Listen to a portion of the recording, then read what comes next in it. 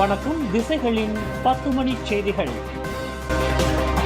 தேசிய மாநில தேர்தல்களை ஒரே நேரத்தில் நடத்துவது கடினம். பொது தேர்தல் சுழற்சிகளில் ஏற்பட்டுள்ள மாற்றங்கள் மற்றும் அரசாங்கங்களின் பதவிகால இடைவெளி காரணமாக நாடாளுமன்ற மற்றும் மாநில தேர்தல்களை ஒரே நேரத்தில் ஒருங்கிணைத்து நடத்துவது சாத்தியமற்றதாகி வருகிறது என்று பினாங்கு முதலமைச்சர் சவ் கொன் யாவ் தெரிவித்துள்ளார். ஜொஹூர் சட்டமன்ற கலைப்பு குறித்து செய்தியாளர்களிடம் பேசிய அவர், அனைத்து மாநிலங்களும் ஒப்புக்கொண்டால் ஒழிய தேர்தலை முன்கூட்டியே நடத்துவது வாக்காளர்களுக்கு செய்யும் அநீதியாகும். பினாங்கு அரசாங்கத்தின் பதவிக்காலம் முடிய இன்னும் 2.5 ஆண்டுகள் உள்ள நிலையில் சட்டமன்றத்தை முன்கூட்டியே கலைப்பது மக்களுக்கு வழங்கிய வாக்குறுதியை பாதியில் முடிப்பதற்கு சமம் என்றார். மேலும் பினாங்கு சட்டமன்ற கலைப்பு குறித்து கட்சியின் மத்திய தலைமைத்துவம் எடுக்கும் முடிவிற்கு கட்டுப்பட்டு நடப்போம் என்றும், ஜொஹூர் தேர்தலில் பாக்காத்தான் ஹராப்பான் கூட்டணிக்கு உதவ பினாங்கு தேர்தல் இயந்திரம் அங்கு அனுப்பப்படும் என்றும் சவ் கொன் யாவ் குறிப்பிட்டுள்ளார். ஜொஹூர் மாநில தேர்தலில் பரிசான் நேஷனல் கூட்டணிக்கு தற்போதைய மந்திரி பசார் டாக்டர் ஆன் ஆஃபீஸ் காசி தொடர்ந்து தலைமை ஏற்பார் என்று துணை பிரதமரும் பரிசான் நேஷனல் தலைவருமான Datuk Seri doctor Ahmad Zahid Hamidi உறுதிப்படுத்தியுள்ளார். திரங்கானுவில் நடைபெற்ற 2026 பூமி புத்ரா தொழில் முனைவோர் பொருளாதார மாநாட்டின் நிறைவு விழாவிற்கு பிறகு செய்தியாளர்களிடம் பேசிய அவர், ஆன் ஆஃபீஸ் சமர்ப்பித்த வேட்பாளர் பட்டியல் தற்போது பரிசீலனையில் உள்ளதாக தெரிவித்தார். பரிசான் நேஷனல் கூட்டணியின் பிற அங்கத்துவ கட்சிகளின் பரிந்துரைகளையும் மதித்து கலந்தாலோசனைக்கு பின்னரே இறுதிப் பட்டியல் வெளியிடப்படும் என்றார். கடந்த 2022 தேர்தலை விட இம்முறை ஜொஹூரில் 40க்கும் மேற்பட்ட இடங்களை கைப்பற்ற பரிசான் நேஷனல் இலக்கு நிர்ணயித்துள்ளதாகவும், முறையான வியூகங்கள் மற்றும் கடின உழைப்பின் மூலமே இந்த வெற்றியை அடைய முடியும் என்றும் ஜஹீத் குறிப்பிட்டார்.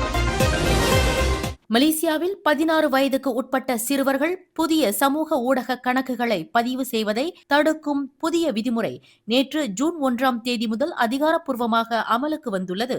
2025 ஆன்லைன் பாதுகாப்பு சட்டத்தின் கீழ் சிறுவர்களின் இணைய பாதுகாப்பை உறுதி செய்ய இந்த அதிரடி நடவடிக்கை எடுக்கப்பட்டுள்ளது. ஃபேஸ்புக், இன்ஸ்டாகிராம், டிக்டாக் மற்றும் யூடியூப் போன்ற 8 மில்லியனுக்கும் அதிகமான பயனர்களை கொண்ட சமூக ஊடக நிறுவனங்கள் அனைத்தும் இந்த புதிய விதியை கண்டிப்பாக பின்பற்ற வேண்டும். இதன்படி பயனர்கள் தங்களின் மை கார்டு, கடப்பிதழ் அல்லது மை டிஜிட்டல் ஐடி போன்ற அரசாங்க ஆவணங்கள் மூலம் தங்களின் வயதை சரிபார்ப்பது அவசியமாக்கப்பட்டுள்ளது.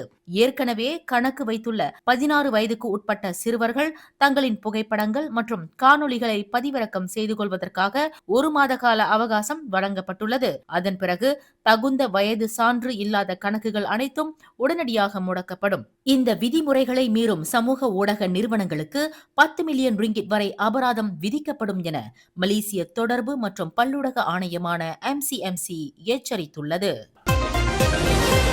கோலாலம்பூர் சன்சாவுலின் நிலையத்திற்கு அருகிலுள்ள முக்கிய பழுதுபார்ப்பு பணிகள் நிறைவடைவதை அடுத்து அம்பாங் தடத்திற்கான LRT ரயில் சேவை நாளை புதன்கிழமை முதல் தற்காலிக செயல்பாட்டு முறைக்கு திரும்பும் என்று ரேபிட் ரயில் நிறுவனம் தெரிவித்துள்ளது. புதிய ஏற்பாட்டின்படி புத்ரா ஹைட்ஸ் மற்றும் செந்தூல் திமோர் இடையேயான ரயில் சேவைகள் வழக்கம் போல் இடமாற்றங்கள் இன்றி இயங்கும். எனினும் அம்பாங் மற்றும் செந்தூல் திமோர் இடையே இரு திசைகளிலும் பயணிக்கும் பயணிகள் சன்சாவுலின் நிலையத்தில் மட்டும் ஒருமுறை ரயில் மாற வேண்டும். இந்த மாற்றத்தால் உச்சக்கட்ட நேரங்களில் பயண நேரம் சுமார் 5 நிமிடங்கள் அதிகரிக்கும். பாதிக்கப்பட்ட பயணிகளுக்காக சன்சாவுலின், மஸ்ஜித் ஜமே, சந்தோல், பண்டாரையா உள்ளிட்ட முக்கிய வழித்தடங்களில் சுமார் 10 இலவச பேருந்துகள் தொடர்ந்து இயக்கப்படும். பயணிகள் நடமாட்டத்தை சீரமைக்க முக்கிய நிலையங்களில் ஊழியர்கள் பணியமர்த்தப்படுவர் என்று ரேபிட் ரயில் நிறுவனம் ஓர் அறிக்கையில் தெரிவித்துள்ளது.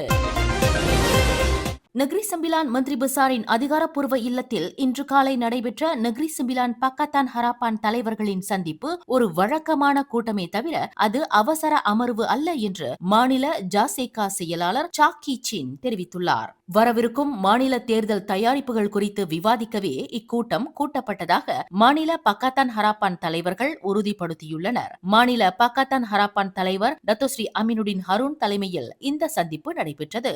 இதுகுறித்து ராசா நாடாளுமன்ற உறுப்பினருமான சாக்கி சின் கூறுகையில், இது ஒரு சாதாரண கூட்டமே. நேற்று மதியம் ஜொஹூர் மாநில சட்டமன்றம் கலைக்கப்பட்டதை தொடர்ந்து குறுகிய கால அறிவிப்பின் காரணமாகவே இது அவசர கூட்டம் என தவறாக கருதப்பட்டது. மிகவும் இணக்கமான சூழலில் நடைபெற்ற இக்கூட்டத்தில் தேர்தல் இயந்திரங்களின் தயார் நிலை குறித்து மட்டுமே விவாதித்தோம் என்றார். இதற்கிடையில் இந்த கூட்டத்தில் மாநில சட்டமன்றம் கலைக்கப்படும் தேதி குறித்து எந்த விவாதமும் நடத்தப்படவில்லை என சிரம்பான்ஜயா சட்டமன்ற உறுப்பினர் டத்தோ பி குணசேகரன் தெளிவுபடுத்தியுள்ளார்.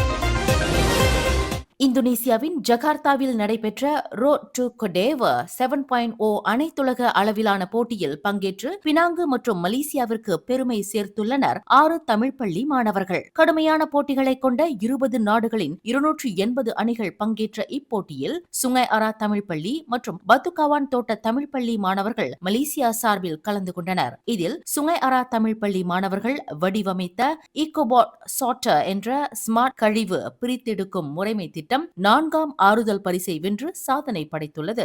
இம்மாணவர்களின் சாதனையை பாராட்டி பினாங்கு மாநில தமிழ் பள்ளிகளுக்கான சிறப்பு பணிக்குழுவின் தலைவர் டாக்டர் ஸ்ரீ சுந்தர் ராஜு சோமு அவர்கள் மாணவர்களையும் ஆசிரியர்களையும் கோம்தாரில் உள்ள தமது அலுவலகத்திற்கு நேரில் அழைத்து பாராட்டினார். மேலும் அங்கீகாரமாக ஒவ்வொரு மாணவருக்கும் பாராட்டு சான்றிதழும் தலா 300 ரிங்கிட் ஊக்கத்தொகையும் வழங்கி கௌரவித்தார். தமிழ் பள்ளி மாணவர்கள் 21ஆம் நூற்றாண்டின் டிஜிட்டல் தொழில்நுட்பம், ஸ்டெம் கல்வி மற்றும் இயற்கை நுண்ணறிவான AI துறைகளில் தொடர்ந்து உலக அளவில் சாதனை படைக்க பினாங்கு அரசு தொடர்ந்து ஆதரவளிக்கும் என மாநில ஆட்சிக்குழு உறுப்பினருமான டாக்டர் ஸ்ரீ சுந்தர் ராஜு மலாக்காவில் நடந்த பயங்கர கார் விபத்தின் போது காரில் இருந்து தூக்கி வீசப்பட்ட 1 மாத குழந்தை அதிர்ஷ்டவசமாக புல்வெளியில் விழுந்து உயிர் தப்பியுள்ளது. நேற்று திங்கட்கிழமை இரவு 10 மணியளவில் அலோகஜா மலாக்கா துங்கா ஜாசின் சாலையில் உள்ள எண்ணெய் நிலையத்தில் இருந்து ஒரு கார் வெளியேறிய போது மற்றொரு வாகனத்துடன் மோதி விபத்துக்குள்ளானது. அப்போது பின் இருக்கையில் தாயின் மடியில் இருந்த ஆண் குழந்தை காரில் இருந்து தூக்கி வீசப்பட்டு அருகில் இருந்த புல்வெளியில் விழுந்தது. இவ்விபத்தில் குழந்தையின் தலையில் வீக்கமும் தாய்க்கு முதுகுவலியும் ஏற்பட்டது. தந்தை காயம் இன்றி தப்பினார். மலாக்கா மருத்துவமனையில் சிகிச்சை பெற்ற பிறகு அவர்கள் வீடு திரும்பியுள்ளனர். விபத்தை ஏற்படுத்திய மற்றொரு வாகனம் அடையாளம் காணப்பட்டுள்ள நிலையில் சாலை போக்குவரத்து சட்டம் 1987 கீழ் போலீசார் தீவிர விசாரணை நடத்தப்பட்டு வருவதாக மலாக்கா துங்கா மாவட்ட இடைக்கால போலீஸ் தலைவர் சூப்பரிண்டென்டன்ட் ஹலீம் அப்பாஸ் தெரிவித்தார்.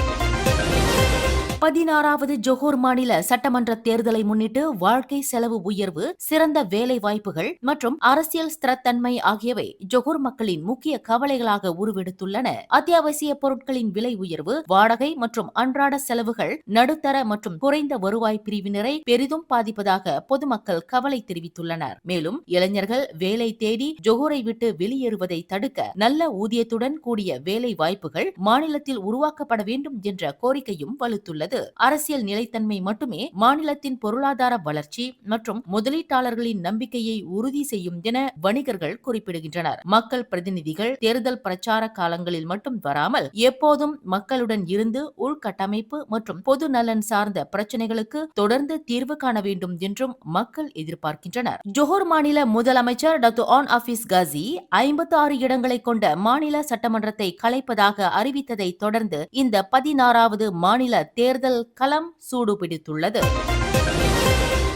ஜொஹூர் குலுவாங்கில் 5 பேர் பலியாவதற்கு காரணமான 5 வாகன விபத்து குறித்து போலீஸ் துறையினர் தங்களது விசாரணையை விரைவுபடுத்த வேண்டும் என்று போக்குவரத்து அமைச்சர் அந்தனி லோ கேட்டுக் கொண்டுள்ளார். உயிர் இழந்தவர்களின் குடும்பத்தினருக்கு இரங்கல் தெரிவித்துள்ள அவர் விசாரணை அறிக்கையை விரைவாக சட்டத்துறை தலைவர் அலுவலகத்திற்கு அனுப்ப வேண்டும் என கேட்டுக் கொண்டார். ஓட்டுநர் உரிமம் என்பது மற்றவர்களின் உயிரை பறிக்கும் வகையில் அலட்சியமாக வாகனம் ஓட்டுவதற்கான அனுமதி அல்ல என்று அந்தனி லோ சாடியுள்ளார். இந்த விபத்துக்கு முன்பாக 19 வயது இளைஞர் ஒருவர் தனது 22 வயது சகோதரருடன் பந்தயத்தில் ஈடுபட்டதாக கூறப்படுகிறது. இந்த விபத்தில் அவரது சகோதரர் மற்றும் ஒரே குடும்பத்தைச் சேர்ந்த 4 உயிர் இழந்தனர்.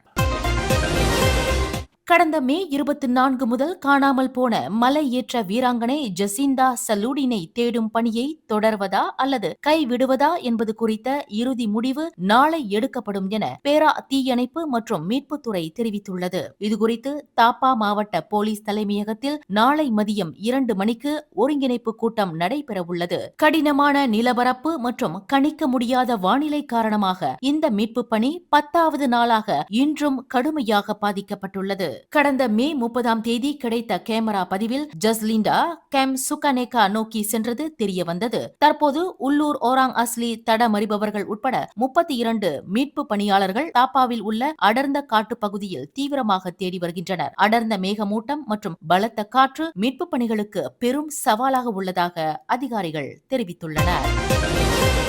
இப்போ ஜலான் டத்து ஆன் ஜஃபாரில் உள்ள 2 அடுக்குமாடி பாழடைந்த கட்டிடத்தில் நபர் ஒருவர் பிணமாக மீட்கப்பட்டுள்ளார். பூட்டி கிடந்த அந்த கட்டிடத்திற்குள் செல்ல போலீஸ் துறை உதவி கோரியதை அடுத்து தீயணைப்பு மற்றும் மீட்புத் துறையினர் மதியம் 1:31 மணியளவில் அங்கு விரைந்தனர். கட்டிடத்தின் நுழைவாயில் இரும்பு கிரில் கேட் கொண்டு பூட்டப்பட்டிருந்ததால் தீயணைப்பு வீரர்கள் ரம்பம் மூலம் அதனை அறுத்து உள்ளே நுழைந்தனர். அப்போது கட்டிடத்தின் முதல் தளத்தில் ஒரு நபர் இறந்து கிடப்பது கண்டறியப்பட்டது. அவர் சம்பவ இடத்திலேயே உயிர் இழந்து விட்டதாக போலீஸ் துறை உறுதிப்படுத்தியுள்ளது. கோலாலம்பூரின் முக்கிய சாலைகளில் ஆபத்தான முறையில் மோட்டார் சைக்கிளில் சாகசம் செய்ததாக ஒரு பெண் உட்பட மொத்தம் 7 பேரை போலீசார் கைது செய்துள்ளனர். கடந்த மே 23 அன்று அதிகாலை 3:30 மணியளவில் ஜலான் ரஜலாவுட், ஜலான் துன் ரசா மற்றும் ஜலான் பி ராம்லி ஆகிய சாலைகளில் இந்த சம்பவங்கள் நடந்துள்ளன. இது தொடர்பான 44 வினாடிகள் கொண்ட வீடியோ மே 31 அன்று முகநூலில் வைரலானதை தொடர்ந்து போக்குவரத்து அமலாக்க மற்றும் புலனாய்வு துறையினர் விசாரணையை தொடங்கினர். நேற்று ஜூன் 1ஆம் தேதி அதிகாலை நடத்திய சோதனையில் 20 வயது இளைஞர் மற்றும் அவரது 16 வயது காதலி உட்பட 7 பேர் கைது செய்யப்பட்டனர். இதில் 18 வயதிற்கு உட்பட்டவர்கள் போலீஸ் பிணையில் விடுவிக்கப்பட்டுள்ளனர். ஆபத்தான முறையில் வாகனத்தை இயக்கியதற்கான சாலை போக்குவரத்து சட்டம் 1987 கீழ் இந்த வழக்கு விசாரிக்கப்பட்டு வருகிறது. மேலும் செய்திகளை தெரிந்து கொள்ள கீழே இருக்கும் பெல் பட்டனை அழுத்துங்கள். உங்கள் மகிழ்ச்சியை வெளிப்படுத்த லைக் மற்றும் ஷேர் செய்யுங்கள். தொடர்ந்து திசைகளோடு இணைந்திருக்க சப்ஸ்கிரைப் செய்யுங்கள்.